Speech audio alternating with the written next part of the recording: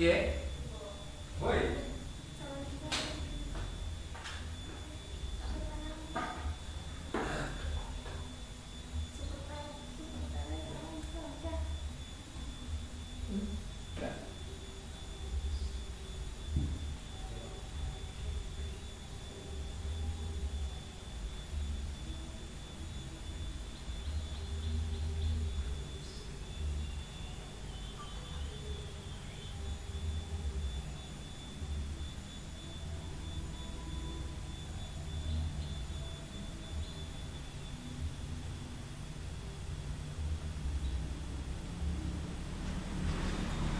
Ya, baik.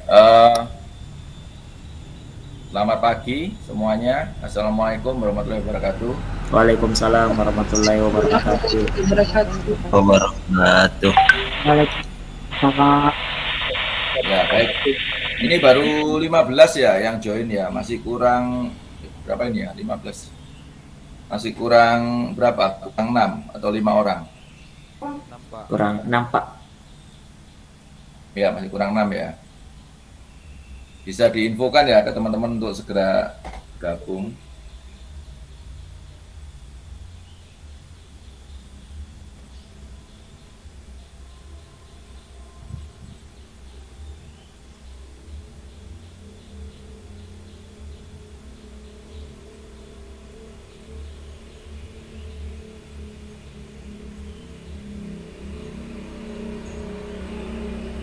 Saudara ini satu dengan yang lain juga belum kenal ya. Ini satu kelas ini ya. Mungkin hanya ya mencoba sedikit mengenal melalui Zoom ini ya, melalui Google Meet ini ya, melalui wajahnya, suaranya, dari sini tapi belum pernah bertatap muka semua ya, belum kenal berarti ya. Kalau saya Ibu Daniar pernah Pak satu angkatan di kampus, hanya beda kelas. Oh iya ya, mungkin yang satu daerah mungkin pernah ketemu atau apa yang satu daerah, tapi yang jauh berjauhan tentu juga belum kenal ya satu dengan yang lain.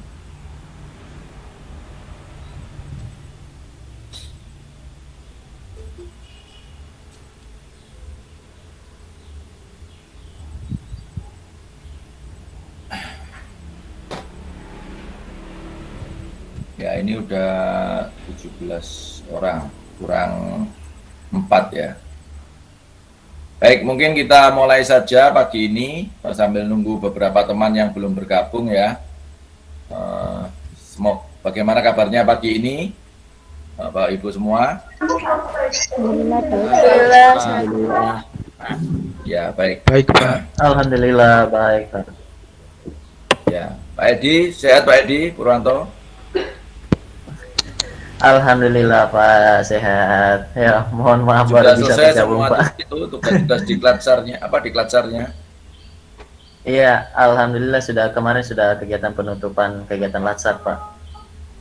Sudah tutup kemarin sore dan baru sampai di rumah jam setengah 12 tadi malam.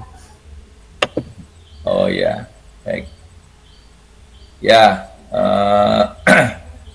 berharap kemarin kita tentang materi itu ya, apa namanya itu, apa kemarin itu pembelajaran Penjas berbasis ICT dan TPACK ya, mungkin Pak Edi Purwanto belum bisa ikut karena ada tugas, semoga bisa menyesuaikan diri saja bersama dengan teman-teman ya. Dan juga pagi ini sebenarnya Pak Ridwan ya yang menyampaikan, Pak Muhammad Ridwan, tapi beliau baru saja ada ini operasi sedikit, operasi kecil, sehingga mungkin belum bisa memberikan mendampingi teman-teman ya, mendampingi saudara-saudara saat PPG pagi hari ini, sehingga saya diminta Bu Farida untuk menggantikan. Jadi seharusnya Pak Ridwan, tapi karena beliau masih sakit, belum sedang pemulihan, jadi belum bisa menyampaikan pagi ini sehingga saya yang menggantikan. Pagi ini kalau sesuai dengan jadwal yang saya terima yaitu tentang ini ya, penyusunan materi berbasis masalah ya. Jadi sesuai dengan ini penyusunan materi ajar berbasis masalah. Ya, mungkin untuk pagi ini karena saya nanti jam sekitar 9:30 juga ada tugas lain, kita sesuai jadwal ya untuk pagi ini ya. Jadi hari ini sampai sekitar jam 9, nanti mungkin jam 2 atau setengah 3 bisa kita lanjutkan Google Meet yang kedua, yang berikutnya untuk hari ini. Jadi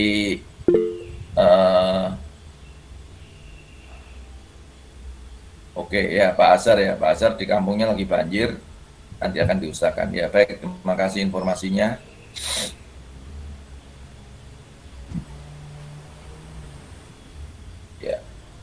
Ya itu ya dari saya. Jadi pagi ini kita sampai sekitar jam 9 ya, 9 kemudian nanti sore kita Google Meet lagi sekitar jam 2 ya, 2 atau setengah 3 gitu. Ya, ini Pak Soleh baru gabung.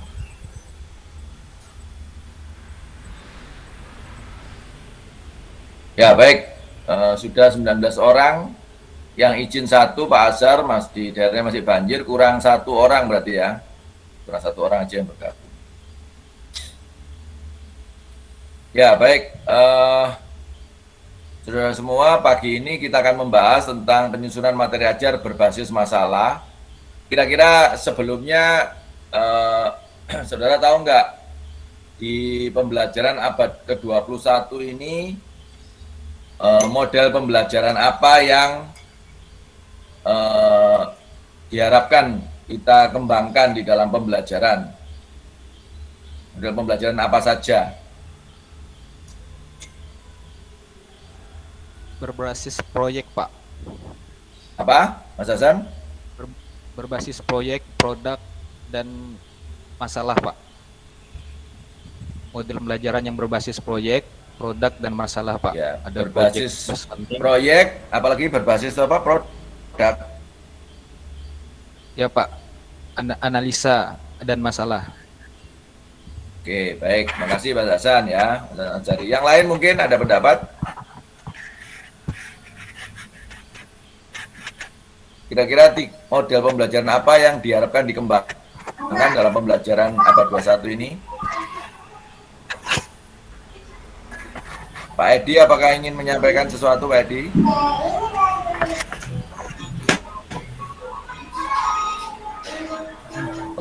Mic-nya aktif. Gimana, Pak Edi?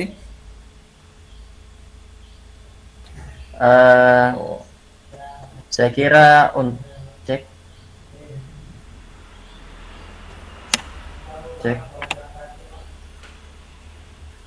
Ya, suaranya kurang lancar. Silakan Pak Edi. Cek. Ya, saya kira untuk pembelajaran pada abad 21 ini, Pak, pasti lebih menekankan tentang penggunaan teknologi pada sekarang ini. Apalagi sekarang kan dibilang zaman milenial, apa-apa serba teknologi. Untuk penekanan pembelajaran mungkin itu Pak, berbasis teknologi kalau menurut saya. Ya, oke. Itu dari Pak Edi. Tadi Pak Ahmad Hakim sepertinya ingin menyampaikan, silakan. Sama Pak, perkembangan yang di abad 21 ini bagaimana tentang sibernetik Pak, yaitu teknologi. Bagaimana seorang guru mampu untuk mengaplikasikan tentang teknologi dalam pendidikan. Seperti itu Pak. Ya, baik. Budian, tadi ingin menyampaikan juga, silakan. Iya Pak, kalau dari saya untuk model pembelajaran abad 21 ini, model pembelajarannya lebih berpusat kepada siswa atau center student learning. Itu dimaksudkan agar bagaimana peserta didik mampu untuk mengatasi persoalan-persoalan yang dihadapinya. Jadi dengan menekankan pembelajaran kepada siswa peserta didik, begitu Pak. Ya, baik. Ya, jadi saya kira yang dijawab oleh teman-teman semua itu betul ya. Jadi pembelajaran berpusat pada siswa, kemudian dari sibernetik, lalu yang mengembangkan teknologi, ya, kemudian berbasis proyek tadi Mas Hasan. Saya kira semuanya itu betul ya. Untuk ya sebelum saya menginjak ke ini ya, ke model pembelajaran, saya mau tanya, siapa yang bisa menjelaskan perbedaan istilah model pembelajaran, metode belajar, ya, model, metode, apalagi mungkin pendekatan, ya, ya 3 itu aja dulu lah. Pendekatan, ya kan ada pendekatan saintifik gitu ya, atau ini ya, kemudian model pembelajaran ada, kemudian ada metode, misalnya ceramah, metode penugasan, ya, metode resiprokal gitu. Kira-kira siapa yang bisa menjelaskan apa sih sebenarnya pengertian sekaligus perbedaannya, pendekatan, model, metode, seperti itu?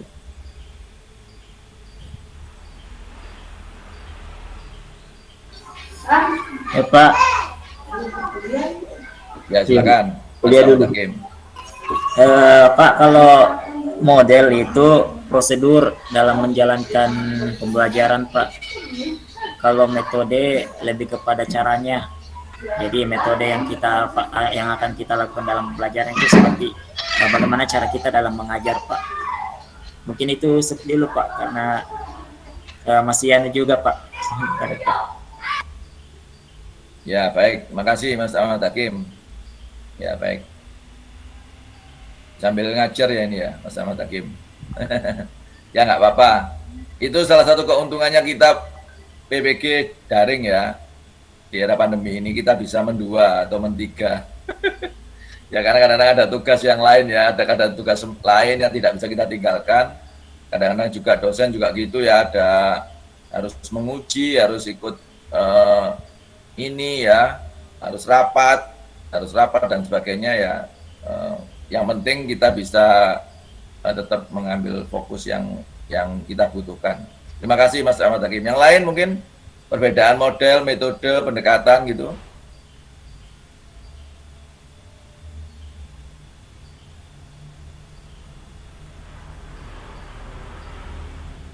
Oke. Kalau misalnya kooperatif itu model apa metode? Model pembelajaran, Pak. Model pembelajaran kooperatif ya. Oke, baik. Kalau ini tutor sebaya gitu, itu metode atau model atau apa? Tutor sebaya, misalnya gitu.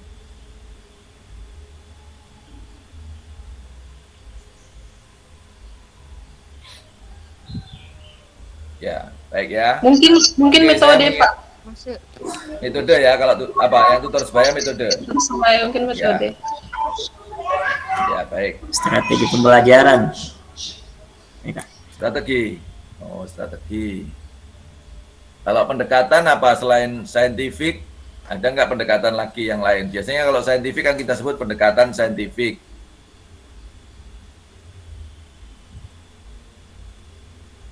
Oke ya. Ya baik ya, saya menyinggung sedikit, nanti silakan dipelajari lebih dalam. Betul tadi ya katakan ya, kalau metode mungkin lebih ke cara ya, apakah metode itu ceramah, tanya jawab, penugasan, itu yang dilakukan seperti itu. Kalau pendekatan itu mungkin lebih ke apa ya, secara umum bahwa pembelajaran itu menggunakan sebuah apa ya, paradigma saintifik misalnya, di mana ada aspek mengamati, menanya, mencoba, misalnya gitu ya, menalar dan juga mengomunikasikan. Tapi kalau model itu agak khusus ya, menurut saya. Model itu yang pertama ada latar belakang teori yang mendasarinya. Jadi terbentuknya misalnya model pembelajaran kooperatif itu ada dasar teorinya. Model pembelajaran berbasis masalah misalnya, model pembelajaran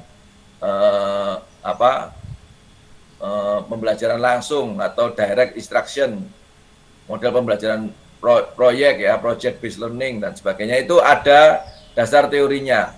Lalu yang kedua, tujuannya itu jelas. Misalnya kooperatif, tujuannya memang untuk itu ya, membangun kerjasama misalnya dan sebagainya, seperti itu. Model pembelajaran langsung, direct instruction, ada tujuan tersendiri ya. Jadi disusun berada tujuannya. Yang ketiga ini yang berbeda dengan yang lain, yaitu apa kalau model itu?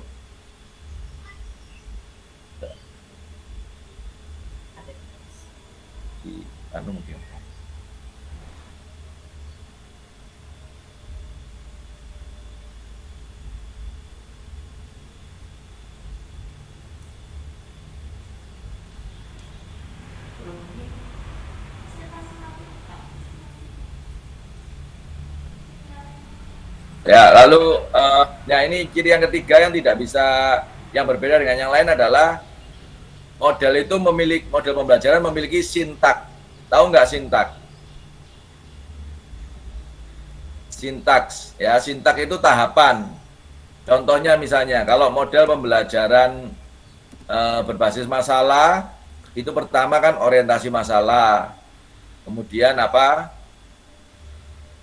Tahapan yang kedua misalnya, ya sampai kemudian nanti guru mengorganisasi kelompok, guru membantu penyelidikan peserta didik, kemudian peserta didik menyampaikan hasil, ya mempresentasikan hasil, mengevaluasi. Nah itu ada sintak atau ada tahapan yang itu harus dilakukan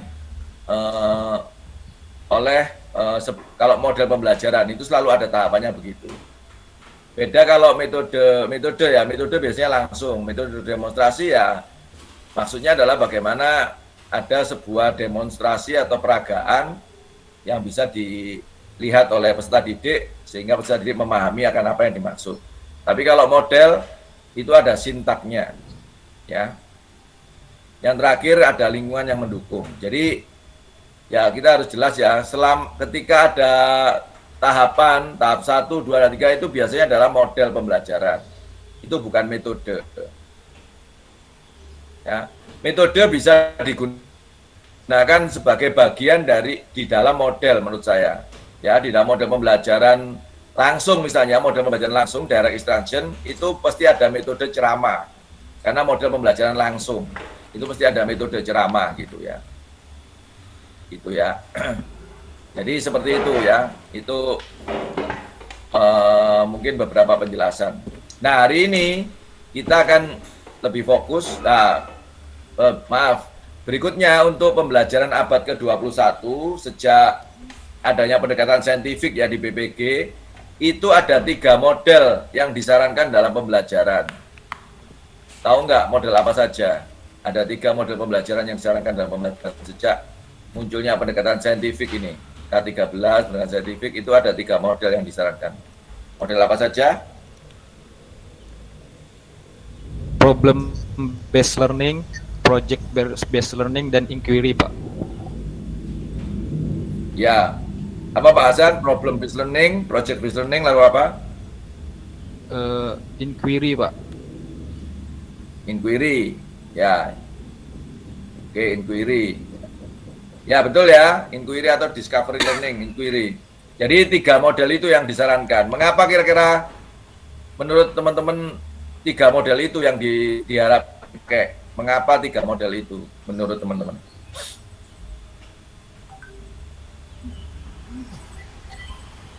Mungkin karena memicu HOTS, Pak. Ya, betul ya. Pak Fajril betul ya, karena itu menumbuhkan hot ya. Kita sekarang sudah terbiasa dengan kata hot ya. Yang ya. Jadi hot ya, hot higher order thinking skill. Lawannya lot ya, lower order thinking skill. Jadi artinya betul tadi Pak Fajril mengatakan karena ketiga model pembelajaran itu bisa memicu atau mengembangkan model HOT tadi ya, higher order thinking skill, ya, sehingga itu sangat cocok digunakan dalam proses pembelajaran saat ini. Ya, bagaimana ketika membuat ada ini ya, mulai dari masalah, kemudian menyusun project ya, project based learning atau inquiry ya, semuanya membutuhkan berpikir tingkat tinggi ya.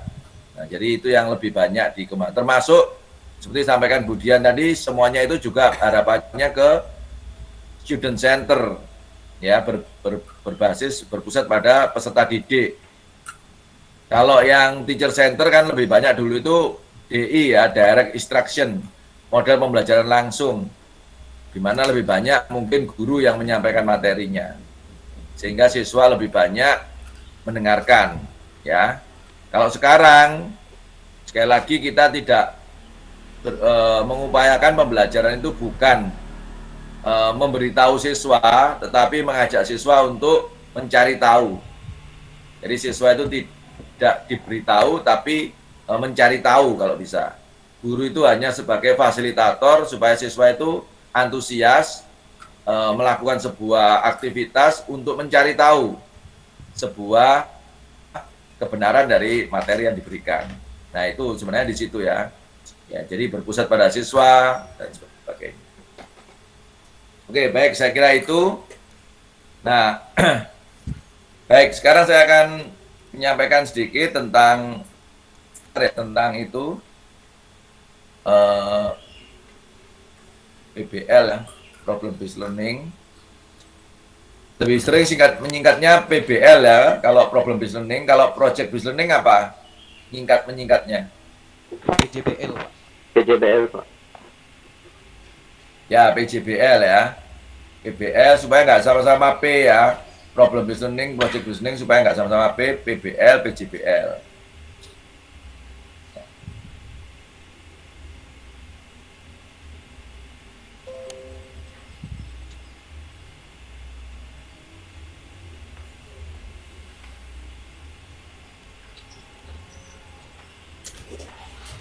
Sudah kelihatan ini tampilannya? Sudah, Pak. Iya, Pak. Iya Pak, sudah Pak. Ya, baik ya. Ini 4C ya, keterampilan abad 21 yang diharapkan muncul. Sekali lagi ada creativity, lalu critical thinking, lalu communication, dan collaboration. Jadi ada 4C ini. Sekali lagi, mari kita mengupayakan pembelajaran ini, bagaimana kita menggunakan model pembelajaran yang tepat, supaya 4C ini tercapai. Karena kita tidak ada secara khusus materi berpikir kritis, misalnya gitu ya, nggak ada ya. Tidak ada secara khusus mata pelajaran materi kerjasama gitu ya. Tetapi aspek kerjasama, komunikasi, berpikir kritis, kreativiti dan sebagainya itu harus dialami oleh peserta didik dalam proses pembelajaran. Jadi bagaimana guru itu dalam proses pembelajaran bisa menumbuhkan hal-hal tersebut ya.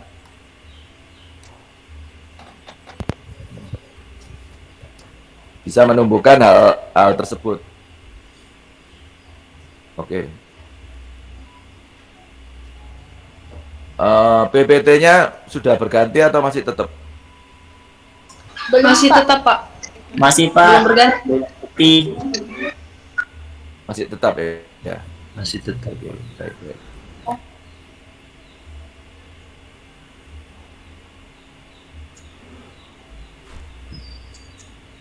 Nah, ini ya. Langkah-langkah pembelajaran ya, yang nampak sudah. Ya, baik. Proses pembelajaran menyentuh 3 ranah. Ya, ini saya kira sudah umum ya, sikap, pengetahuan, keterampilan. Jadi sikap, tahu mengapa saya harus berperilaku begini dan sebagainya. Pengetahuan, mengetahui tentang apa, pengetahuan. Kalau keterampilan, mengetahui tentang bagaimana melakukannya dan sebagainya, itu terkait dengan keterampilan. Ya. Jadi produktif, inovatif, kreatif, afektif. Hasil belajar melahirkan peserta didik yang produktif, kreatif, inovatif, dan afektif melalui penguatan sikap, keterampilan, pengetahuan yang terintegrasi.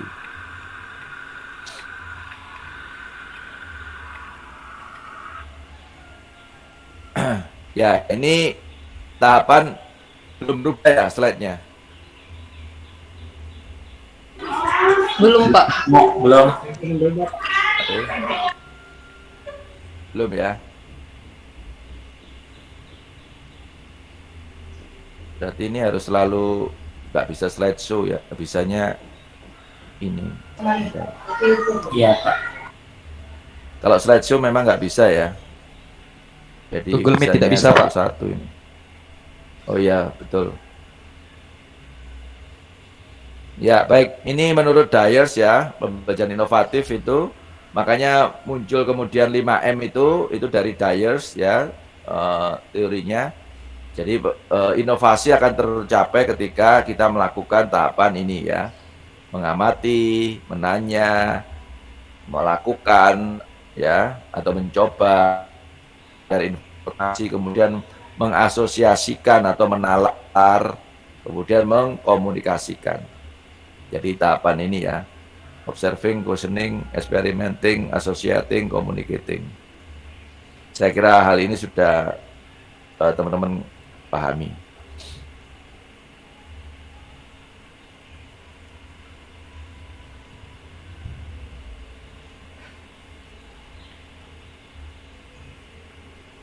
Nah, problem based learning ya. Jadi kita sekarang fokus ke problem based learning karena materi hari ini itu lebih ke bagaimana menyusun materi ajar berbasis masalah.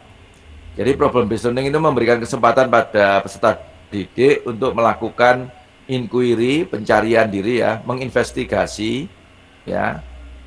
Jadi menyelidiki, mungkin bisa meneliti ya, sehingga ada kemudian ke resolusi, mendapatkan solusi.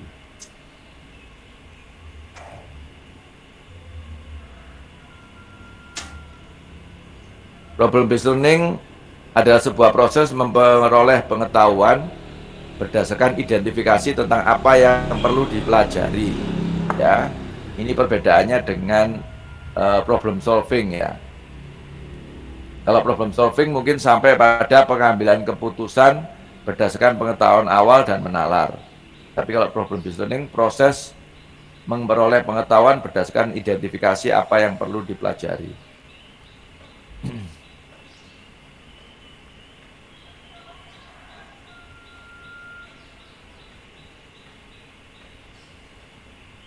Secara konsep, pembelajaran berbasis masalah merupakan sebuah pendekatan pembelajaran yang menyajikan masalah kontekstual, sehingga merangsang peserta didik untuk belajar. Dalam kelas yang menerapkan pembelajaran berbasis masalah, peserta didik bekerja dalam tim untuk memecahkan masalah dunia nyata. Nah ini, saya stop share dulu ya.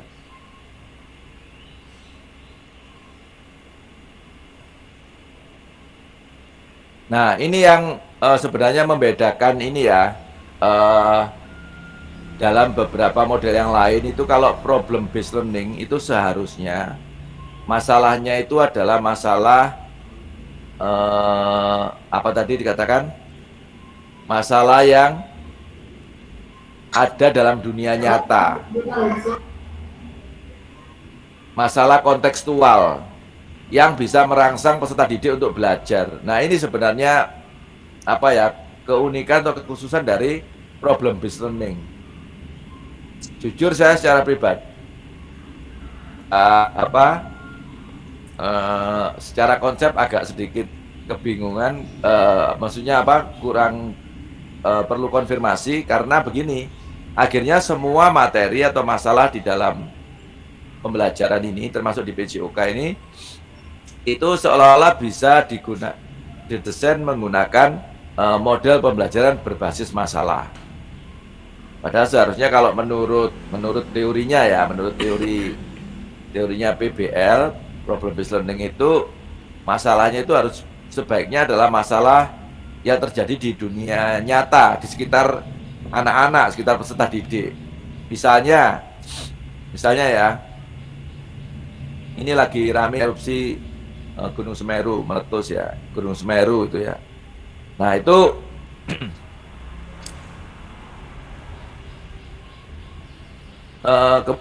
erupsi itu bisa tiba-tiba kita ketahui, apakah kita tidak bisa mendeteksi sebelumnya sehingga penduduk itu bisa berjaga-jaga. Termasuk misalnya banjir, ya banjir bandang misalnya, atau banjir yang besar itu. Mengapa kok, atau yang nggak banjir yang besar juga lah, banjir lah. Mengapa setiap kali hujan di tempat saya ini banjir, sementara di tempat lain itu tidak?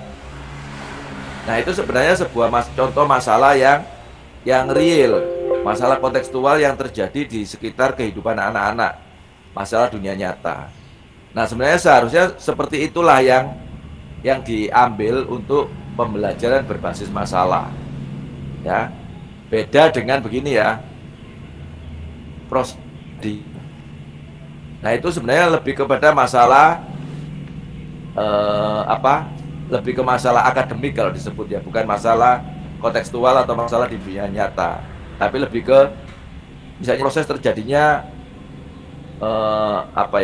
fotosintesis atau apa seperti itu kan anak-anak tidak bisa melihat langsung. Tapi kalau misalnya di PJOK ya misalnya bener nggak ya orang itu bener nggak merokok itu berbahaya misalnya gitu. Tapi kok banyak atlet-atlet itu juga yang merokok gitu ya. Nah itu kan berarti kita melihat sebenarnya ini masalah atau enggak gitu ya. Nah ini menarik untuk digunakan pembelajaran berbasis masalah menurut saya, karena banyak orang mengatakan rokok berbahaya, di mana-mana iklan rokok berbahaya, tapi kok juga banyak. Nah itu kan akhirnya harusnya peserta didik itu tergelitik, terpicu untuk mencari tahu gitu. Nah itu harusnya diharapkan begitu. Benarkah sebenarnya rokok itu berbahaya? Apa benar? Nah itu seperti itu yang sebenarnya lebih cocok digunakan untuk materi berbasis masalah. Sedangkan materi-materi yang lain seperti misalnya materi permainan bola besar gitu ya, bola voli, bola sepak gitu sebenarnya ya kita perlu memilah sebenarnya mana yang lebih cocok untuk pembelajaran berbasis masalah. Ya, menurut saya sebenarnya begitu. Tidak semua materi itu cocok digunakan dengan model problem based learning menurut saya. Tapi saya melihat di PPG ini karena problem based learning, project based learning, dan inquiry itu adalah model pembelajaran yang memang diharapkan digunakan untuk memicu keterampilan berpikir tingkat tinggi, maka semua materi yang ada dalam ruang lingkup PJOK diharapkan bisa menggunakan memilih dari ketiga model pembelajaran ini. Apakah itu problem based learning, apakah project based learning, apakah inquiry, seperti itu. Ya. Jadi itu dulu yang perlu saya sampaikan ya. Jadi idealnya memang masalah dalam dunia nyata, masalah aktual yang dialami oleh anak-anak. Tetapi sekarang saya melihat arahnya adalah bagaimana kita bisa mencari, mengkaitkan setiap materi dalam pembelajaran itu kepada sebuah masalah yang menarik yang terkait dengan materi tersebut, pembelajaran tersebut, sehingga anak-anak itu lebih antusias di dalam belajar, di dalam dia mencari tahu. Sekali lagi tidak diberitahu, tapi dalam dia mencari tahu, menggali informasi itu, anak-anak bisa lebih antusias gitu ketika itu menjadi sebuah masalah yang menarik untuk dicari tahu. Ya, saya kira gitu ya. Mungkin ada pertanyaan dulu atau ada yang ingin disampaikan dari apa yang saya sampaikan di awal ini.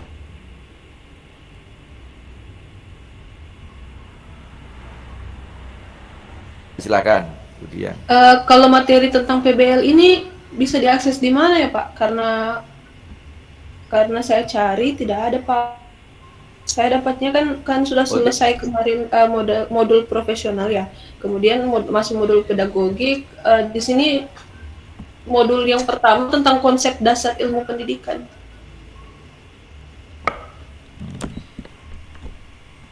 Ya, tapi agendanya ini ya, jadwalnya betul ya sekarang tentang penyusunan materi ajar berbasis masalah ya. Kalau jadwal ya, betul ya.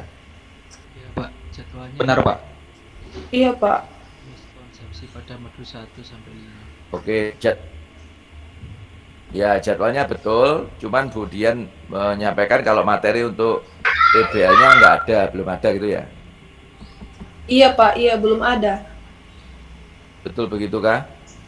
Karena ini tadi buka LMS Pak, masih mentok sampai di review pembelajaran 4, 5, dan 6, modul 4, 5, 6.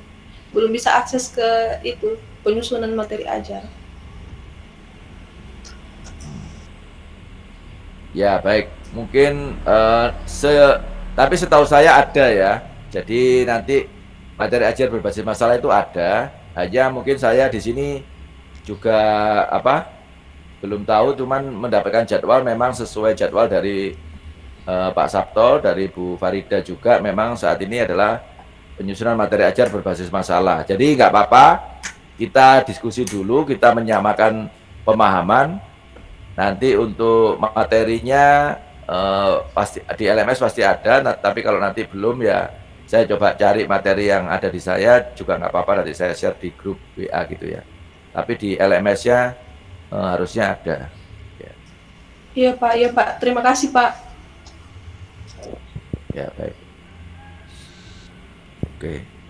Tapi selama ini Bapak Ibu sudah, ya silakan Mas Hasan, silakan Mas Hasan. Ini Bu Dian, di buku pembelajaran HOTS itu ada Bu Dian. Nanti di buku pembelajaran HOTS 2018 judulnya itu ada Bu Dian. Kemarin di LMS Siap, juga ada Pak, Bu. Iya. Terima kasih Pak. Oke, baik. Ya, saya kira ini proses yang baik, kita bisa saling mengingatkan, ngecek dari LMS, dari sumber-sumber yang ada, ya kita bisa saling mengingatkan sebagai satu kelas, satu angkatan ya. Jadi walaupun Bapak Ibu ini belum pernah ketemu mungkin secara tatap muka ya, tapi ini kesempatan yang baik untuk mengembangkan dinamika kelompok. Artinya kan Bapak Ibu ini istilahnya sama ya, sedang mengalami perjuangan yang sama.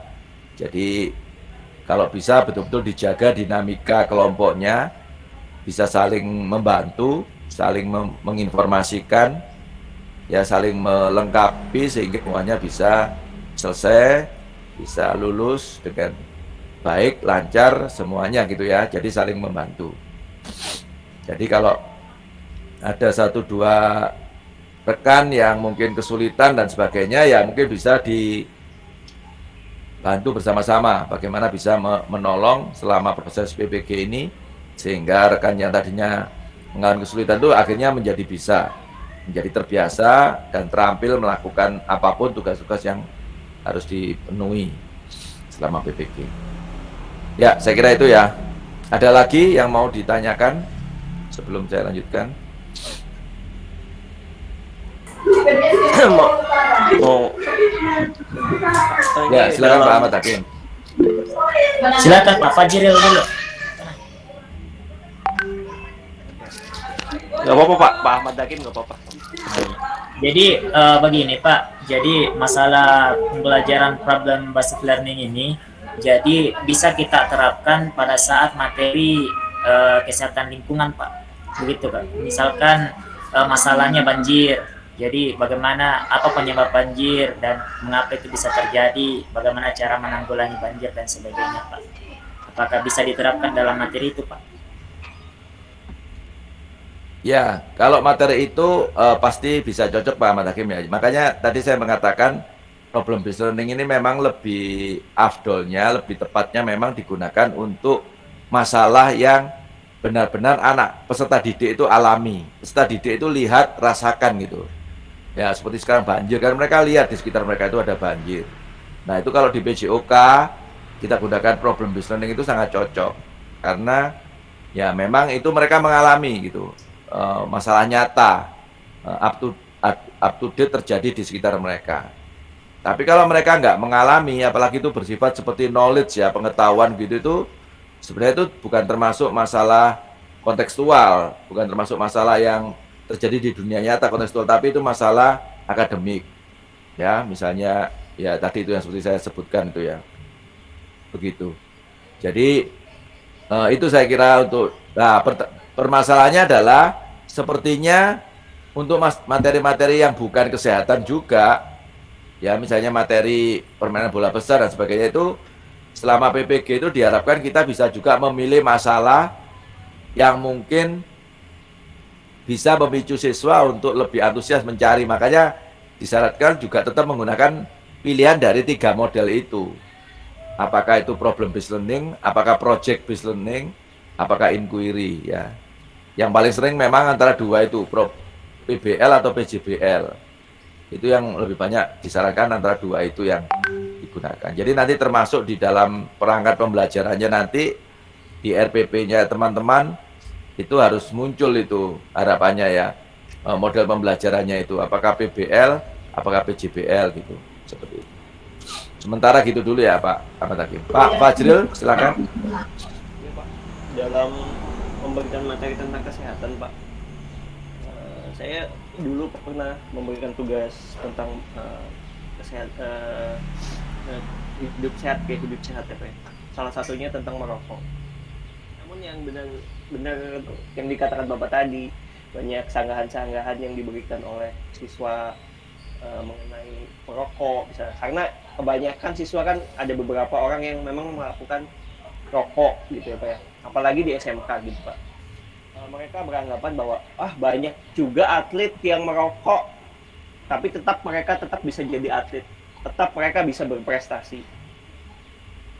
Mereka mengungkapkan itu kepada saya, Pak, atau rokok juga tetap aja Pak, kami merokok juga kami tetap kuat, misalkan begitu. Contoh ada beberapa orang yang memang dia merokok, saya tahu dia merokok, tapi memang pada kebugaran jasmaninya tetap terjaga. Mereka membuktikan itu, Pak, saya rokok tapi saya tetap kuat kalau lari, kayak gitu Pak. Bahkan mencontohkan kepada atlet, Pak, atlet itu juga merokok tapi tetap kuat gitu. Lalu mereka menghubungkannya dengan teman guru yang mungkin tidak merokok, tapi mereka itu tidak merokok tapi tidak sehat Pak, seperti itu Pak. Jadi saya sebagai guru juga harus menjelaskan dengan detail gitu, kenapa seperti ini, kenapa seperti itu. Mereka terpancing untuk menjawab seperti itu Pak. Jadi saya juga agak gimana gitu Pak. Di satu sisi saya tidak bisa mengatur teman guru saya, di satu sisi memang mereka merokok tapi mereka tetap bugar gitu Pak.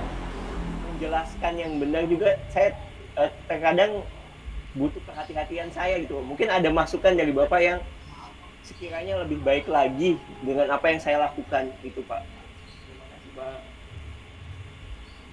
Ya baik, makasih Pak Fajril.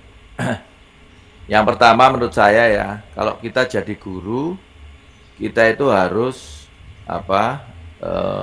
menjaga kredibilitas kita sebagai guru. Jangan sampai kita mengatakan misalnya rokok itu bahaya, rokok itu enggak baik dan sebagainya. Terus kita itu seolah-olah kita menyembunyikan di hadapan anak-anak itu kita tidak merokok. Terus pada saat di luar kita ketahuan anak-anak kita pas merokok. Langsung anak-anak lihat, wah Pak Guru ini cuman bohong-bohong aja, ngajarnya cuman gini-gini. Nah itu kita menjadi tidak berwibawa lagi. Dan kita menjadi ya istilahnya anak-anak menjadi kurang respect sama kita. Kalau saya mau belajar seperti almarhum ayah saya. Almarhum ayah saya itu perokok berat ya. Tapi beliau dulu bilang begini ke saya. Le, ya kalau orang Jawa le itu untuk anak laki-laki ya. Le, zamannya Bapak dulu itu orang-orang belum mengerti kesehatan. Kita dulu di desa saat Bapak saat Bapak SMP itu udah banyak anak-anak yang merokok, tapi dulu merokoknya itu buat sendiri ya, dari tembak ngelinting ini sendiri gitu, melilit sendiri gitu, di desa itu begitu. Semuanya merokok anak-anak di desa dulu, Bapak masih SMP, karena belum mengerti kesehatan. Nah kalian yang sudah mengerti kesehatan, kalau bisa jangan. Tapi Bapak saya memberitahu begitu tuh sambil beliau merokok. Jadi beliau merokok, terus beliau kalau kamu yang sudah mengerti kesehatan, kalau bisa ya jangan lakukan. Jadi menurut saya belajar dari situ tuh sebuah kejujuran ya. Nah, kita pun jadi guru PJOK, menurut saya juga perlu menyampaikan. Nah, bahaya merokok. Kalaupun kita sendiri masih merokok, kita perlu sampaikan juga bahwa Bapak tahu juga karena rokok itu berbahaya, Bapak sekarang sedang berusaha untuk mengurangi bahkan ingin menghentikan. Walaupun Bapak akui masih kadang-kadang Bapak melakukan karena sudah terbiasa dari dulu, tapi sedang Bapak upayakan juga untuk berupaya untuk mengurangi bahkan mungkin menghentikan. Nah lebih baik berbicara begitu daripada kita seolah-olah mengatakan ke anak-anak di depan anak-anak itu tidak merokok, tapi kita ketahuan di belakang itu merokok. Nah itu lebih menurut saya ya, lebih membuat anak-anak itu kurang respect. Tapi kalau anak-anak tahu, oh guru saya ini merokok tapi dia juga sedang berjuang untuk menghentikan atau mengurangi gitu, anak-anak saya pikir masih tetap respect. Karena kan itu sesuai dengan apa yang kita sampaikan. Itu yang pertama ya. Yang kedua, seperti yang ditanya Pak Fajril, justru karena ada dilematis antara sebenarnya rokok berbahaya atau tidak dan sebagainya, itulah cocoknya pendekatan atau model problem based learning menurut saya.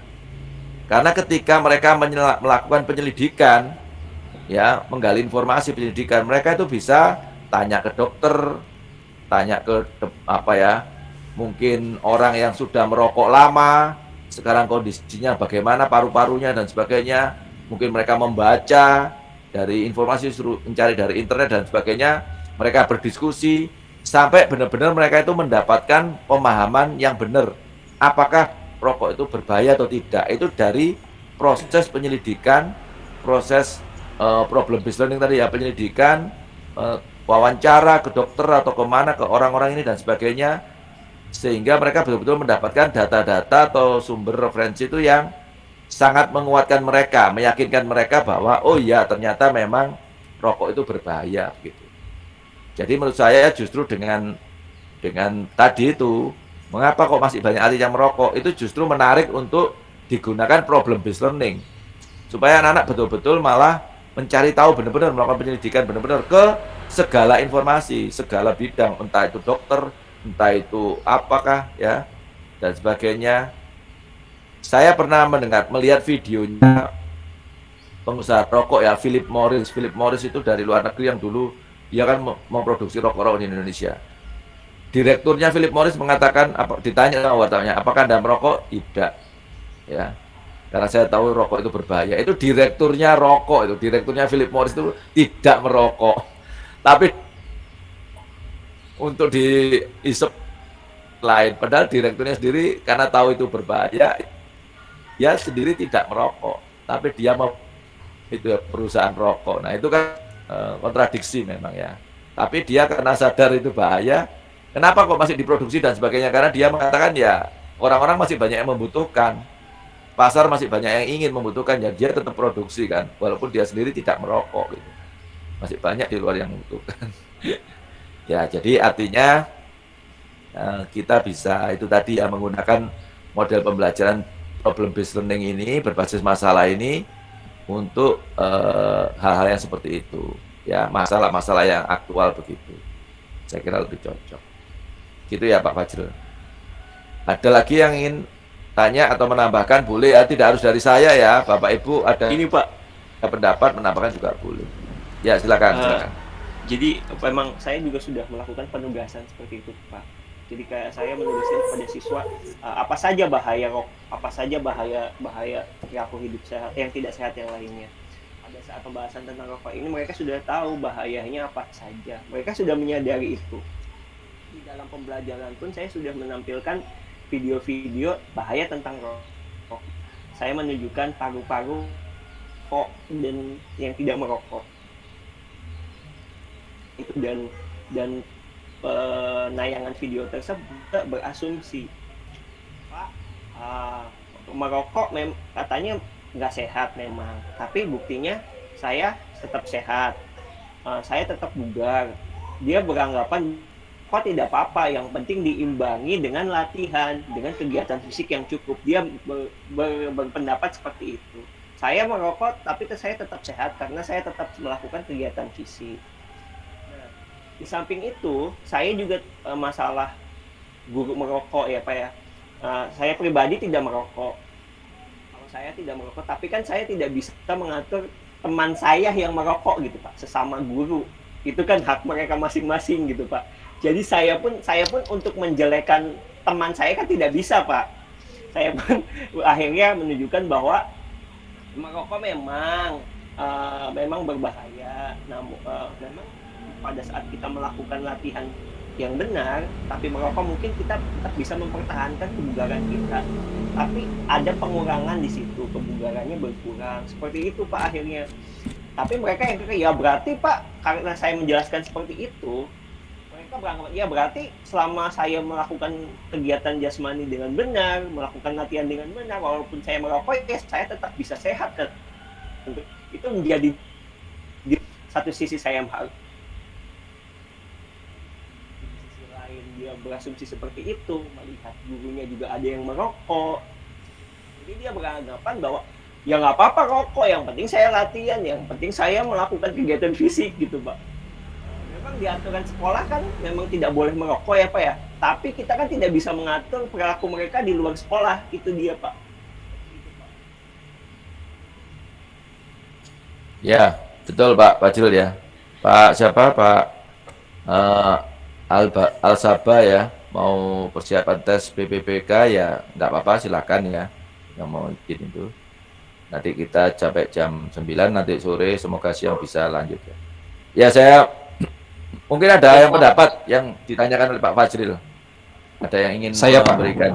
Ya silakan Saya, Pak Pak. Hasan. Eh, Pak Hasan dulu ya, habis pertama ini ini- kemudian. Ya, ya. Pertama ini sharing tentang apa sih bahaya rokok di lingkungan keluarga saya sendiri, Pak. Jadi Pak Fajril bisa ngambil pembelajarannya. Jadi dalam rokok ini Pak Fajril, efeknya ini bisa kita beritahu ke siswa. Efeknya ini itu tidak langsung Pak Fajril, tidak langsung. Itu efeknya akan terjadi 20 tahun atau 30 tahun yang akan datang. Contoh bapak saya Pak Fajril. Bapak saya ini kerjanya di Badan POM, di bagian kesehatannya malahan. Nah, dia perokok berat dulunya Pak Fajril. Perokok berat, satu hari bisa sampai 2 bungkus atau 3 bungkus satu hari. Nah, waktu masih muda, oke lah, fisiknya itu terjaga sekali. Olahraga, minum air putih kuat. Namun setelah menjelang masa-masa pensiun, dia sampai pensiun dini Pak Fajril karena kesehatannya menurun. Mulai dari jantung, kemudian penglihatannya berkurang. Konsultasi di beberapa dokter di Indonesia bahkan di Malaysia sana, itu dokter berpendapat ini pengaruh dari rokok katanya. Kebiasaan merokok waktu muda. Nah, mulai hari itu dia langsung disuruh merokok. Nah, dia disuruh langsung berhenti merokok Pak Fajril. Nah, mulai dari itu juga dia berhenti merokok. Alhamdulillah sekarang masalah-masalah itu dapat teratasi. Seperti sekarang darahnya sudah mulai bagus, kemudian jantungnya pun sudah mulai bagus, bisa melaksanakan aktivitas harinya. Nah, jadi bisa Pak Fajril jelaskan ke anak-anak kalau rokok ini bahayanya atau efeknya itu bukan sekarang. Iya, atlet itu emang melakukannya sekarang, tapi nanti lihat, bandingkan atlet-atlet Indonesia dengan atlet-atlet yang ada di Eropa sana. Atlet-atlet yang di Eropa sana umur 70 tahun masih bisa melatih, masih bisa berkontribusi untuk tim yang dipegangnya. Nah, kita bayangkan di Indonesia, atlet Indonesia 70 tahun atau atlet yang sudah terbiasa merokok. Nah, kita lihat pakai kacamata kita bisa search paling lama berapalah produktivitas atlet-atlet Indonesia yang merokok tadi. Nah, itu sebagai tambahan dari saya, Pak. Terima kasih.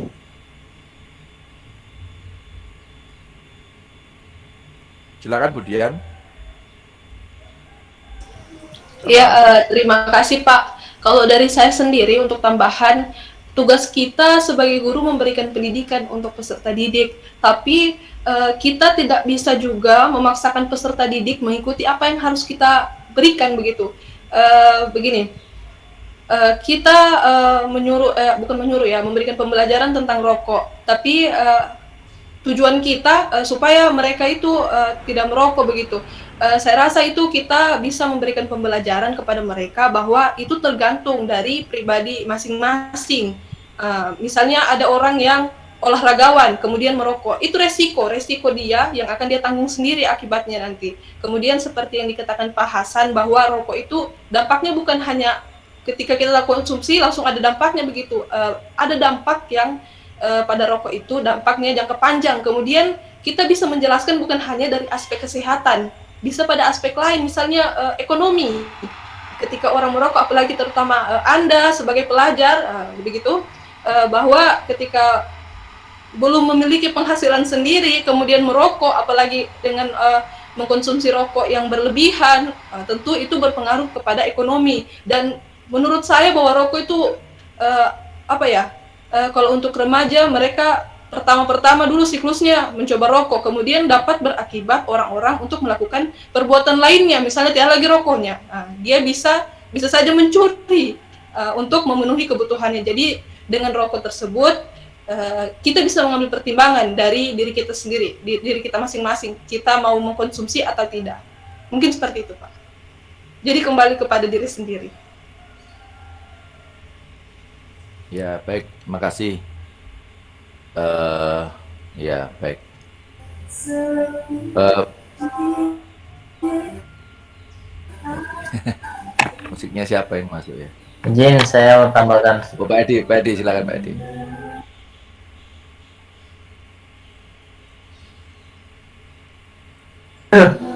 Oh, Pak Edi Purwanto, apakah akan menambahkan? ya. Ya, mengenai tadi rokok di lingkungan sekolah, ya mungkin itu apa ya? Siap. Ya, saya ingin nambahkan sedikit, Pak. Ya, mengenai tadi rokok di lingkungan sekolah itu saya kira mungkin hampir setiap sekolah, khususnya di lingkungan SMA, sekolah menengah atas itu bisa kita temukan siswa yang merokok. Pastinya mereka lakukan itu di luar kelas. Tapi untuk siswa yang merokok ini pasti mereka itu pertama kali itu hanya ikut-ikutan.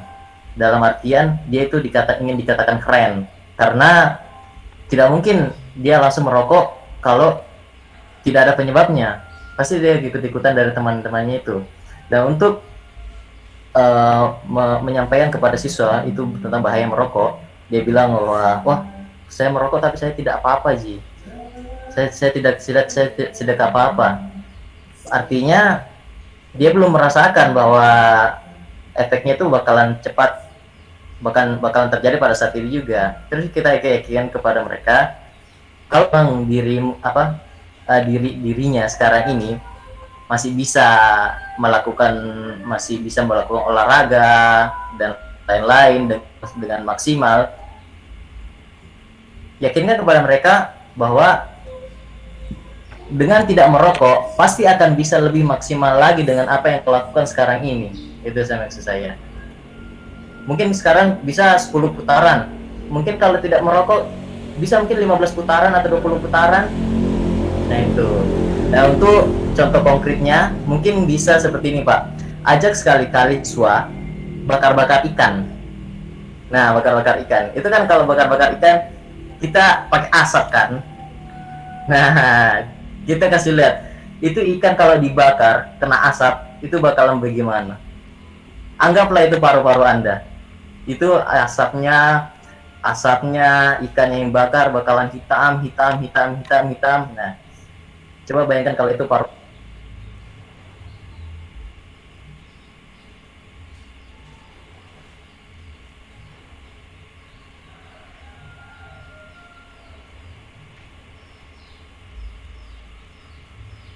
Oh, sudah Pak Edi.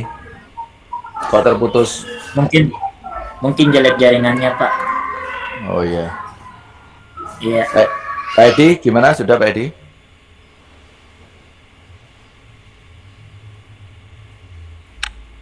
Iya, Pak.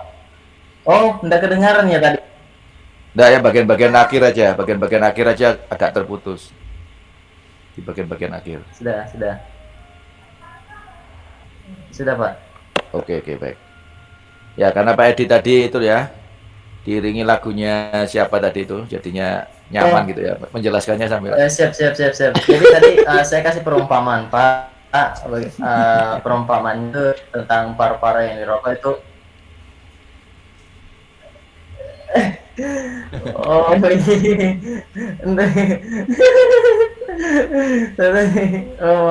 mungkin jaringannya kurang bagus tadi. Jadi saya tadi perumpamannya begini, Pak. Ketika kita membakar ikan kan itu pakai asap kan. Nah, itu kita ibaratkan ikan itu sebagai paru-paru kita yang kena asap terus. Bagaimana apa yang terjadi pada ikan tersebut? Pasti akan hitam dan akhirnya bakalan gosong. Ya, kurang lebih.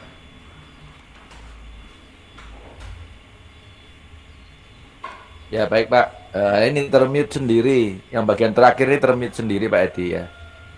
Ya tapi kita sudah tangkap ini ya maksudnya tadi ya Pak Edi ya. Ya baik.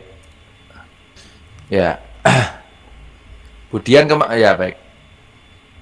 Budian ini ya yang Termasuk yang ini ya full PPG ya, Budian ya. Iya Pak, saya Budian belum berkeluarga kan ya? belum Pak. Nah, kalau kalau ditanya jujur, kalau nanti punya suami suka yang merokok atau tidak? Begini Pak, karena dari lingkungan keluarga saya sendiri, orang tua saya tidak merokok. Kemudian Oh ya. dari apa ya, dari pemahaman saya sendiri bahwa rokok itu memiliki lebih banyak dampak negatifnya daripada positifnya, maka saya rasa orang, maksudnya para laki-laki itu Pak, seharusnya dia bisa pikirkan itu, kalau lebih banyak dampak negatifnya daripada positifnya, kenapa harus dilakukan begitu? Iya, baik. Iya iya. Iya. Ya, Jadi baik. alokasi uangnya kan bisa digunakan untuk yang lain, kenapa harus rokok? Nah, ya, betul betul. Ya, baik. Jadi kalau ditanya itu memang ternyata ditanya para mahasiswi juga ditanya jujur gitu, tidak jujur tuh ternyata banyak wanita itu juga kalau ditanya jujur itu tidak suka sebenarnya dengan laki-laki yang merokok. Sementara yang laki-laki itu punya pengertian kalau merokok itu terlihat lebih gentle, lebih hebat, lebih apa. Padahal di pandangan wanita enggak juga tuh. Wanitanya juga tidak memandang laki-laki yang merokok itu lebih gentle, lebih macho gitu juga enggak ya. Jadi, nah itu ada kesalahan persepsi juga sehingga terjadilah begitu ya. Nah, seperti itu. Ya, jadi gini Bapak Ibu ya, teman-teman semua, intinya adalah apa yang disampaikan Pak Hasan, Budian, Pak Edi Purwanto, Pak Fajrul tadi itu kan kita tadi diskusi tentang bahaya rokok ya. Sebenarnya kita tidak mengarah ke situ ini materi hari ini, tapi lebih kepada bagaimana menyampaikan apa yang kita pahami itu melalui model pembelajaran sehingga anak-anak itu bisa menangkap pengertian seperti yang Bapak Ibu tadi pahami gitu. Jadi contohnya misalnya dalam problem based learning, pembelajaran berbasis masalah misalnya, Pak Fajrul tadi mengatakan saya sudah tayangan video, saya sudah jelaskan ini itu dan sebagainya. Lalu Pak Hasan juga bilang gitu, saya sebaiknya kita menjelaskan begini, Budian juga gitu. Kita jelaskan ke anak-anak seperti ini, Pak Edi juga. Nah, menurut saya, kalau kita menggunakan problem based learning ini, pembelajaran berbasis masalah, kalau bisa kita tidak banyak menjelaskan, tapi kita bisa memfasilitasi anak-anak untuk melakukan penyelidikan yang baik, penyelidikan yang mendalam, yang bagus. Misalnya, kalau kita tahu misalnya ayahnya Pak Hasan tadi itu sebagai narasumber yang bagus ya, ayahnya Pak Hasan, misalnya kita contohnya ya, anak-anak kalian dalam materi ini bisa juga wawancara ke ayahnya Pak Hasan.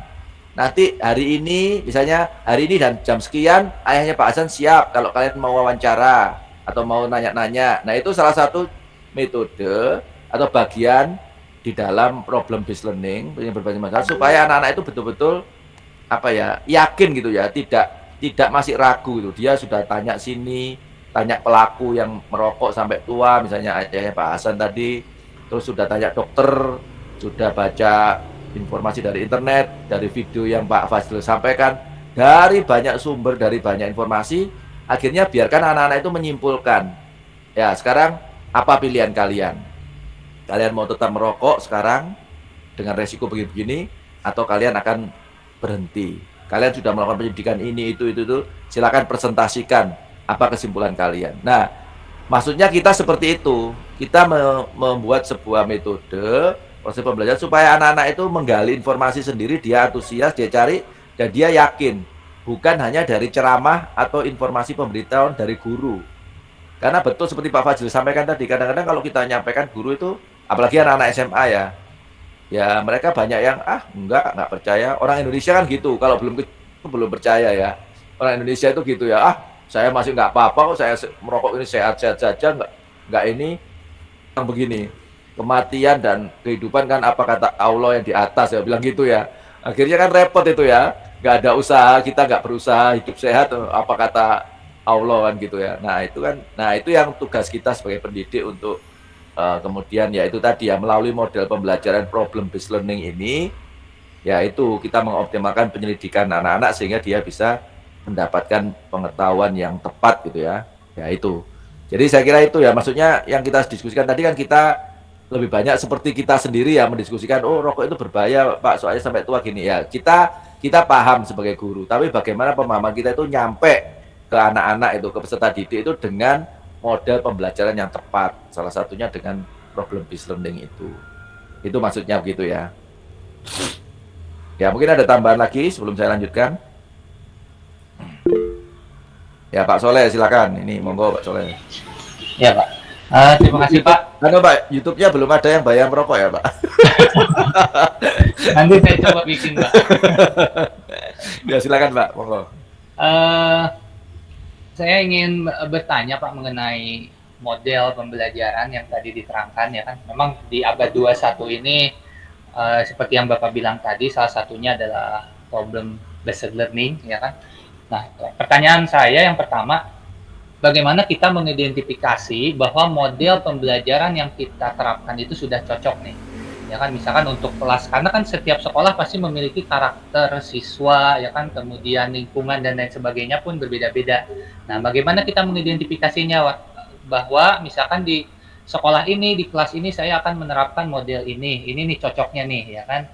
Terutama kalaunya untuk SD, ini saya kan kebetulan mengajar di SD Pak. Kalaunya untuk jenjang SMP, mungkin SMA, itu untuk menerapkan model-model seperti ini mungkin tidak terlalu banyak kendalanya.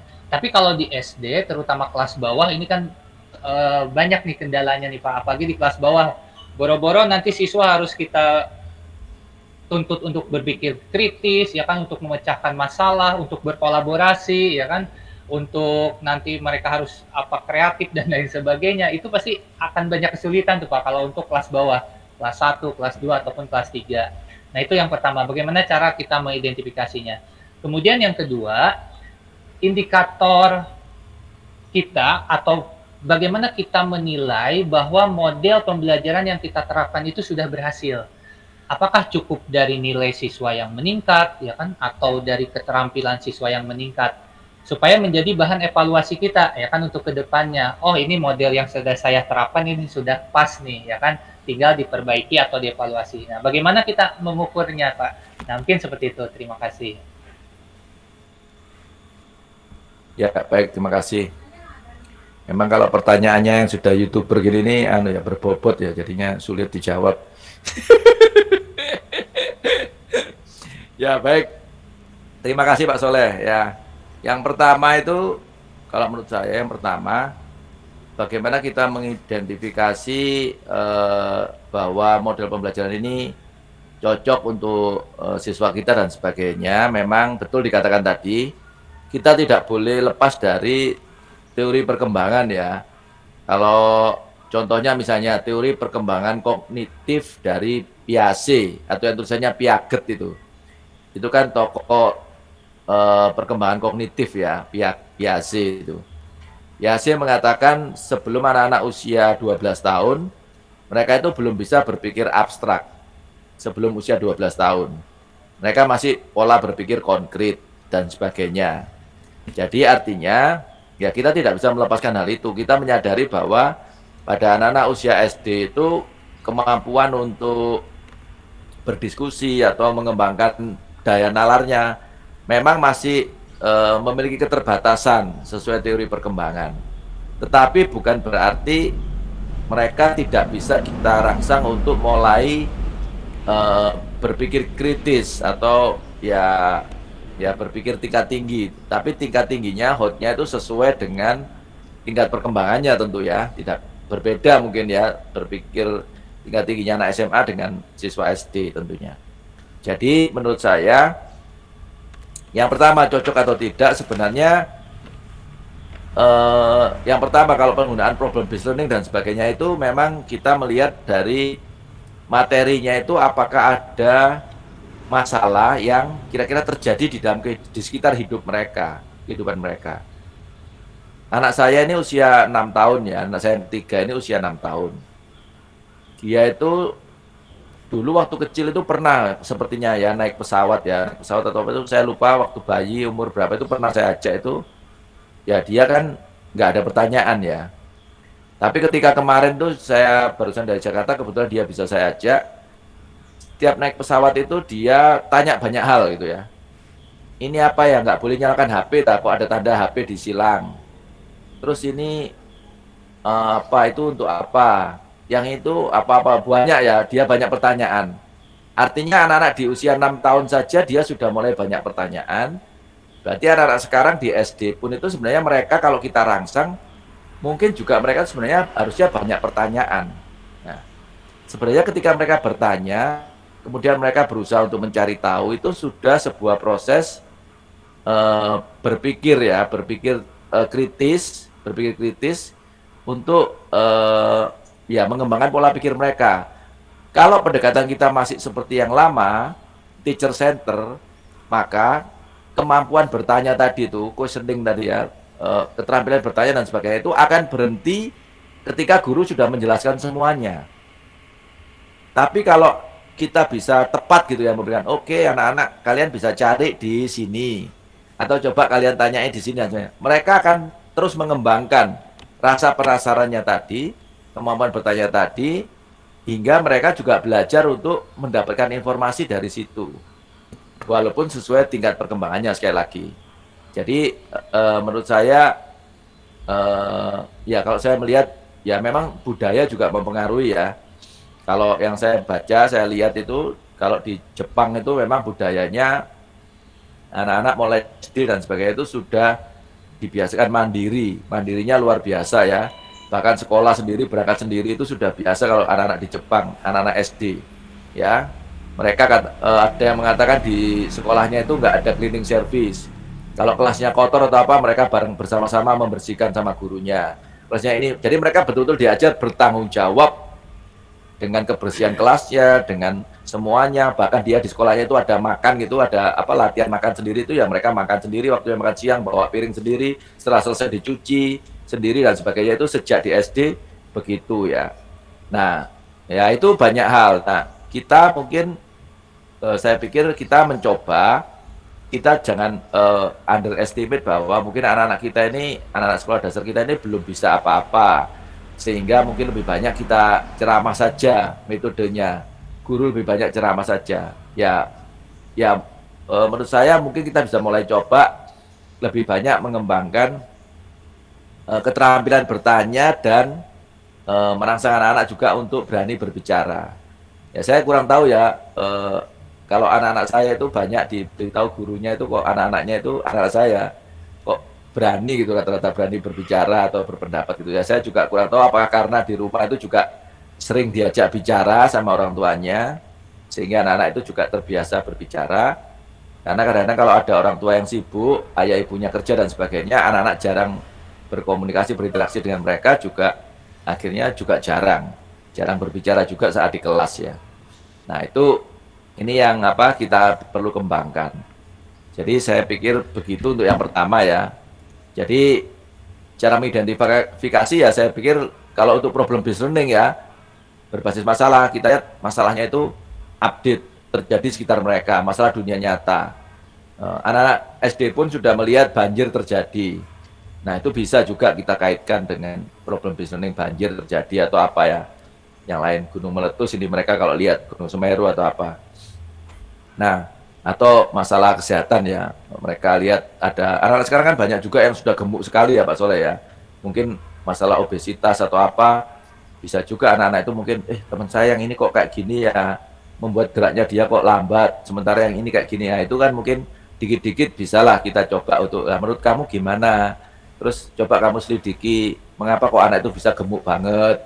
Apa karena makan atau karena apa?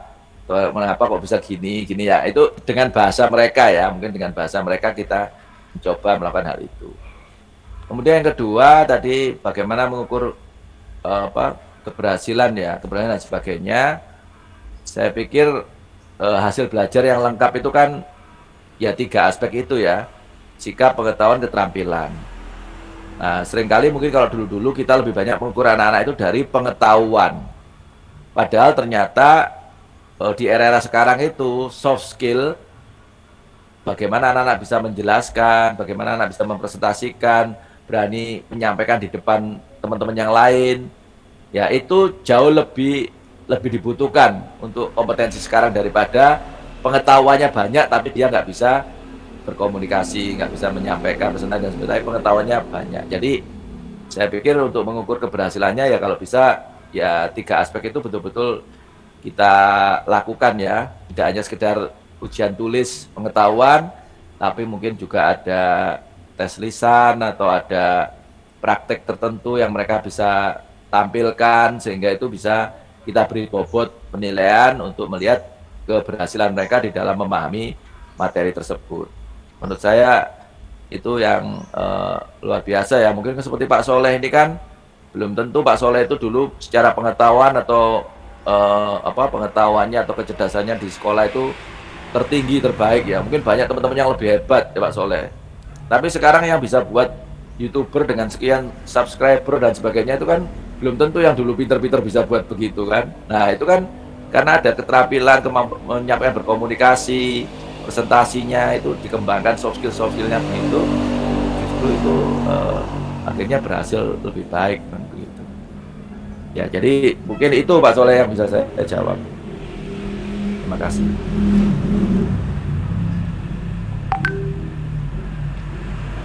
Oke ya, saya lanjutkan dulu sedikit. Ya baik. Jadi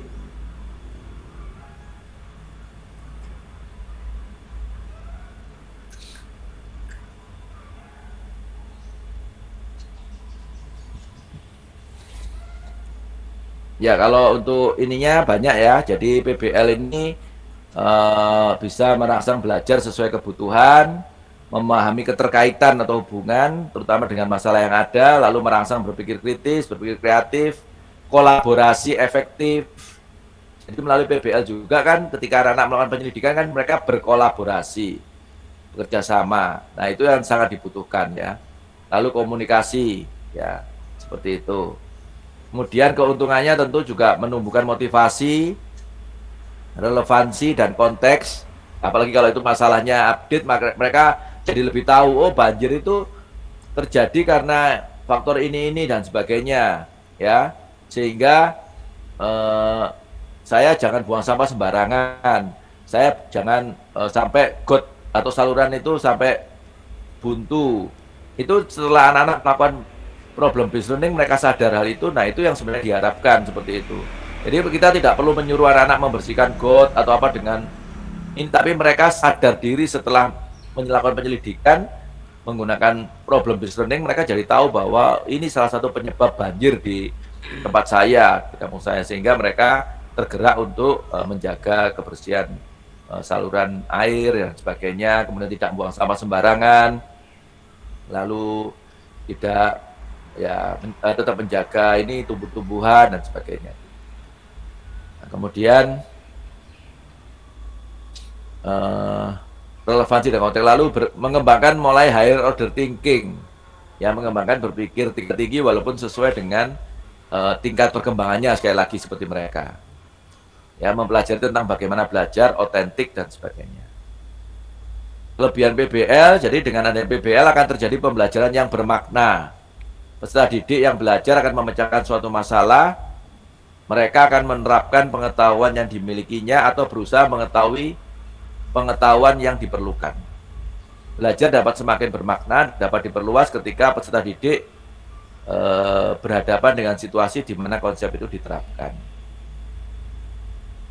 Dalam situasi PBL, peserta didik mengintegrasikan pengambilan secara simultan dan mengaplikasikannya dalam konteks yang PBL juga dapat meningkatkan kemampuan berpikir kritis, menumbuhkan inisiatif peserta didik dalam ya, lalu menumbuhkan motivasi internal untuk belajar dan dapat mengembangkan hubungan interpersonal dalam bekerja kelompok. Ya, ini aktivitas PBL. Siswa terlibat belajar kolaboratif secara aktif dalam PBL yang membuat siswa itu berpikir, membuat siswa bisa mengajukan pertanyaan, ya, membuat siswa mengaktifkan menguji pemahaman mereka, mengelaborasi pengetahuan baru, memperkuat pemahaman siswa, memberikan motivasi untuk belajar, membuat siswa melatih logika dan pendekatan analitik, ya, menganalisis terhadap situasi yang tidak dikenal, meliputi belajar dalam konteks integrasi pembelajaran dan kolaborasi.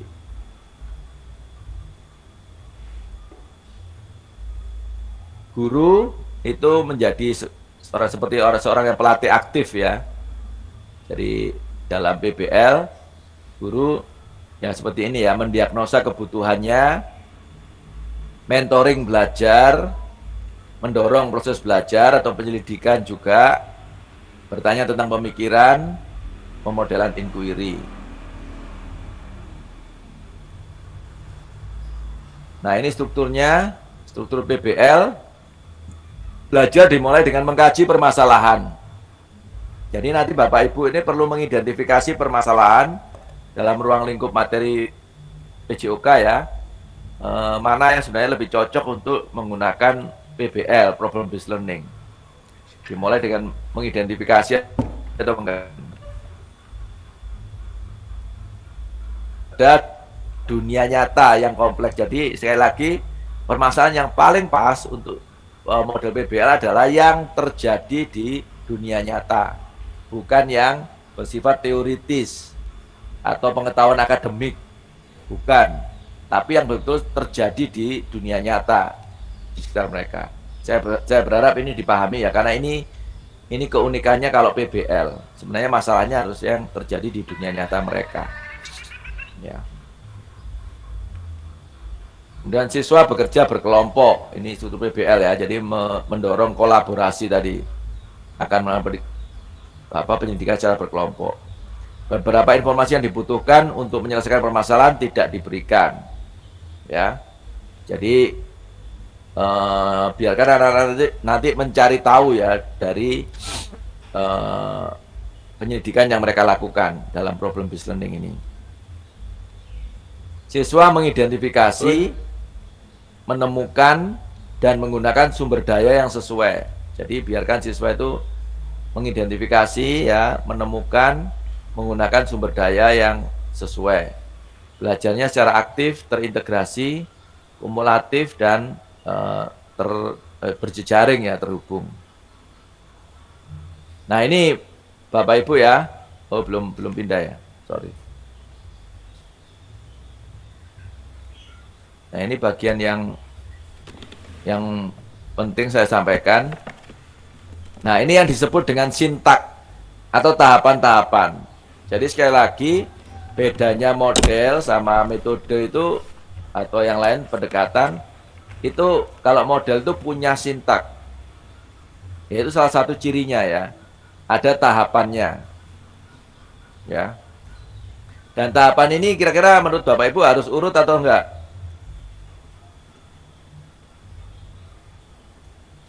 Harus, Pak. Ya, baik. Alasannya? Karena seperti pembelajaran PBL ini kan kita harus mengasih masalah terlebih dahulu urutannya, Pak.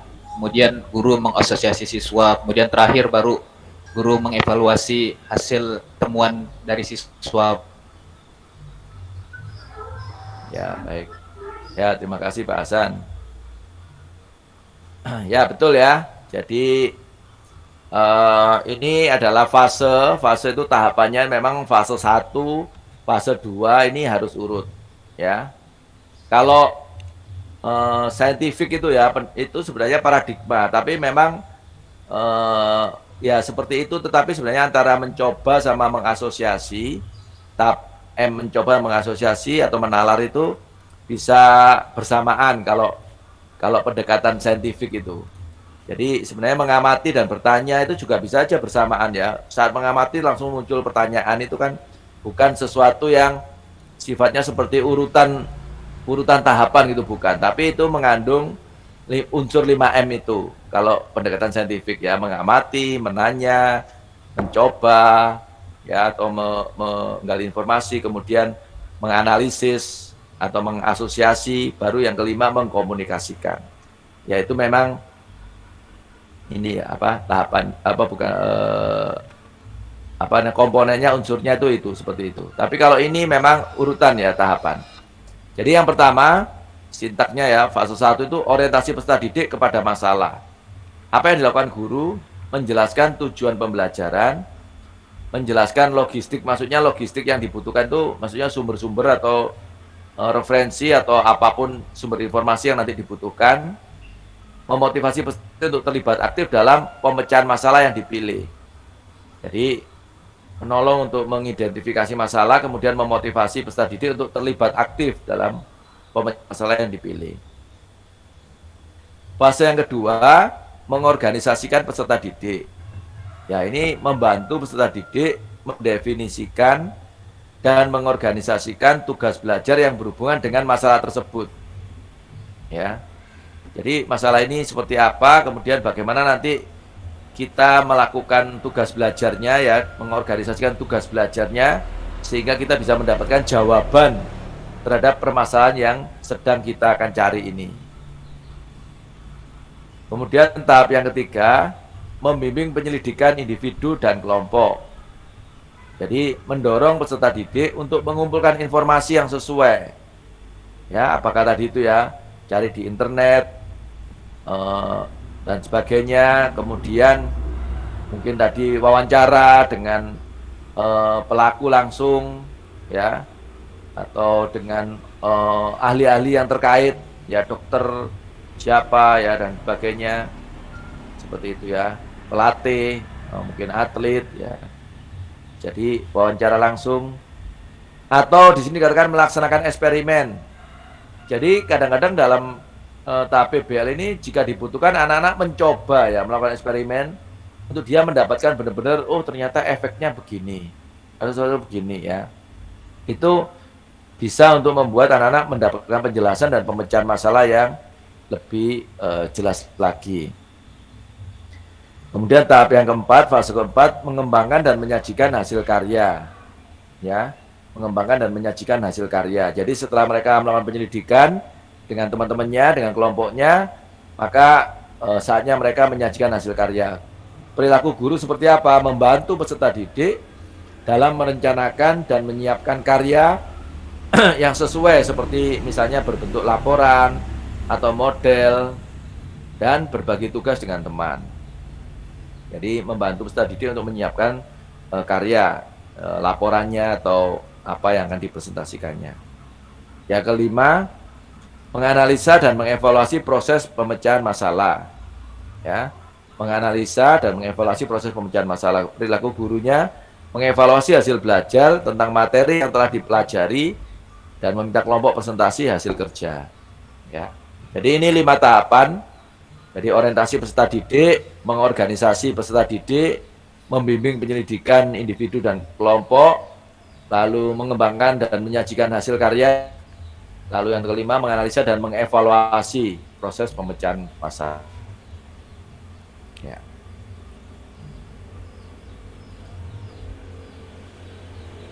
Ya, dalam tahapan ini ya, pada tahapan ini memang kita juga harus hati-hati ketika tahapan yang itu tadi ya, membantu penyelidikan tadi, individu maupun kelompok, itu jika dibutuhkan dilakukan melakukan eksperimen.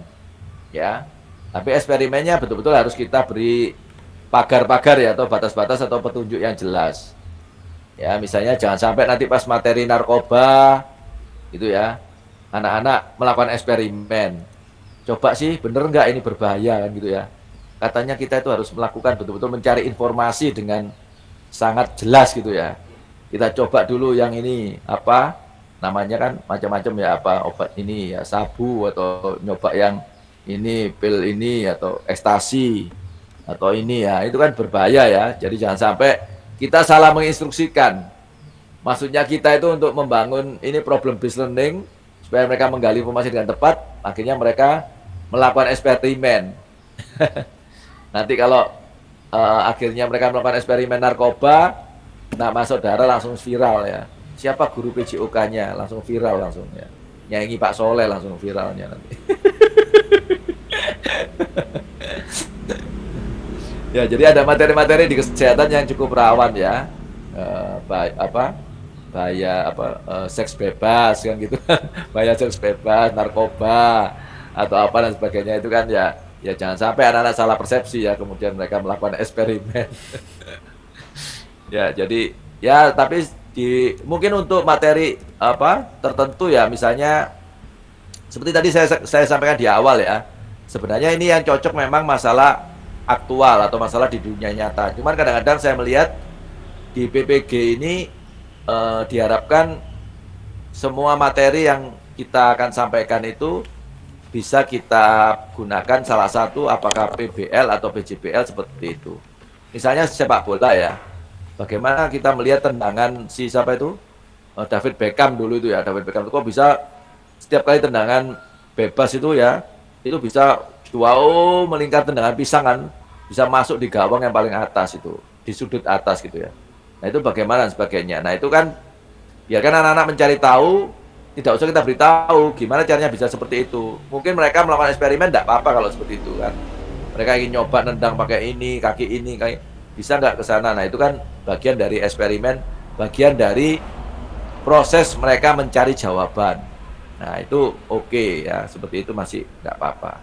Jadi kita harus benar-benar tahu mana yang bisa kita dorong untuk melakukan eksperimen, mana yang tidak. Kemudian ini berbicara tentang skenario dan memahami permasalahan, mendefinisikan mengenai permasalahan, brainstorming, ya oke ya. Setiap anggota kelompok harus memiliki tugas. Ya, umpan balik tentang apa yang telah ditemukan, setiap orang memiliki kontribusi dalam problem based learning, kemudian melakukan refleksi. Ya, ini tahapannya tadi itu ya, sama ya, mendefinisikan masalah, kemudian pembelajaran mandiri, ada pertukaran pengetahuan antar siswa, proses belajar aktif melalui PBL, aktif mencari informasi baru, mengintegrasikan dengan apa yang sudah diketahui, mengorganisasikan informasi, menjelaskan pada yang lain, melibatkan teknologi dalam prosesnya. Ya, terkait dengan yang kemarin ya, ICT dan TPAJK, tentu di era sekarang, dalam proses mencari tahu ini ya, problem based learning, mereka menemukan jawaban permasalahan bisa melibatkan teknologi ya. Ya biasanya mungkin internet atau yang lain ya, silakan. Itu diharapkan begitu. Skenario PBL yang bagus, ini ya, ini skenario PBL yang bagus harusnya begini. Permasalahan itu terkait dengan dunia nyata, memotivasi siswa, ya, membutuhkan pengambilan keputusan multi tahap sesuai dengan tahapan sintaknya itu, dirancang untuk kelompok, menyajikan pertanyaan terbuka yang memicu diskusi, mencakup tujuan pembelajaran, higher order thinking, dan keterampilan lainnya.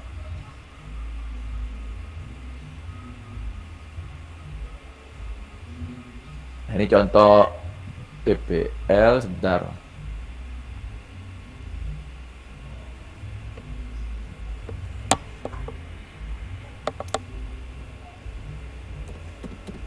Oke ya.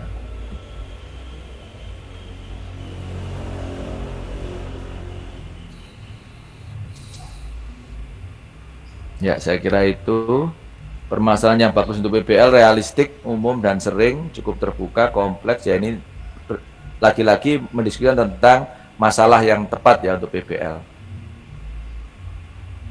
Ya, baik. Permasalahan mungkin terjadi secara nyata, namun disajikan secara tidak lengkap. Oke.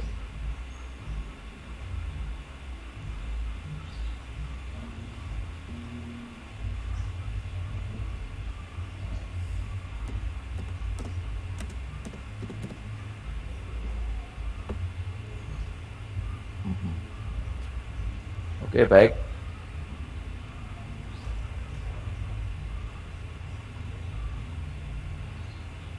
Ya, sampai di sini dulu untuk pagi ini.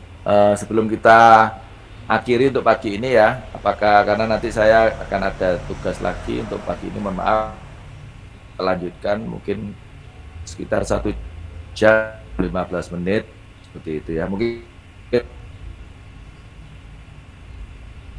untuk problem. Yang tadi izin PPPK siapa tadi, lupa saya, Pak Al-Sabah, Pak. Pak Al-Sabah ya. Iya, Pak. Dan sebagainya ya, silakan.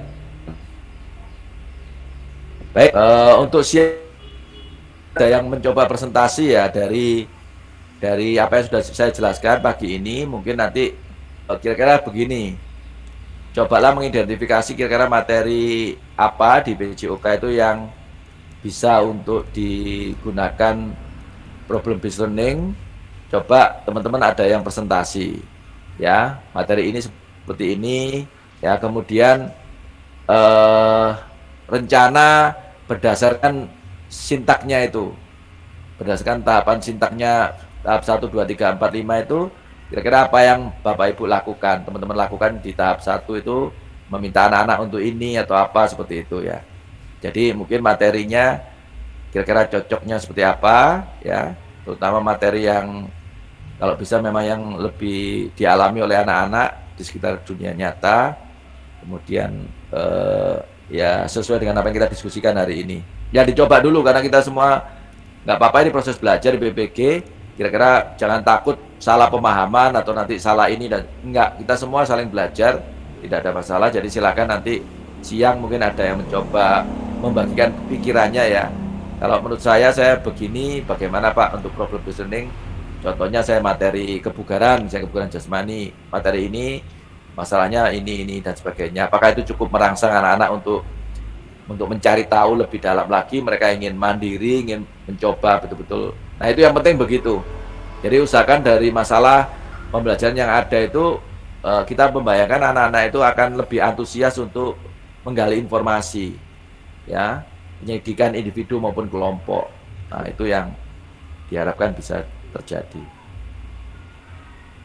Begitu ya kira-kira untuk siang nanti kita rencanakan sementara sesuai jadwal aja dulu jam 2 nanti saya sharekan lagi linknya untuk siang nanti. Linknya sama atau biasanya kalau 2 gitu. Kalau dosen-dosen itu kalau misalnya pagi dan siang gitu, linknya tetap pakai yang ini atau bikin link baru? Biasanya. Sama Pak. Sama ya? Ya, Oke, sama. Baik. Ya, enggak apa-apa. Baik, nanti berarti sudah pakai link ini, kita akan ketemu lagi nanti jam 2. Baik, saya kira dari saya itu untuk pagi ini. Terima kasih untuk Pak Boy, kenapa? Mohon izin juga. Bentar.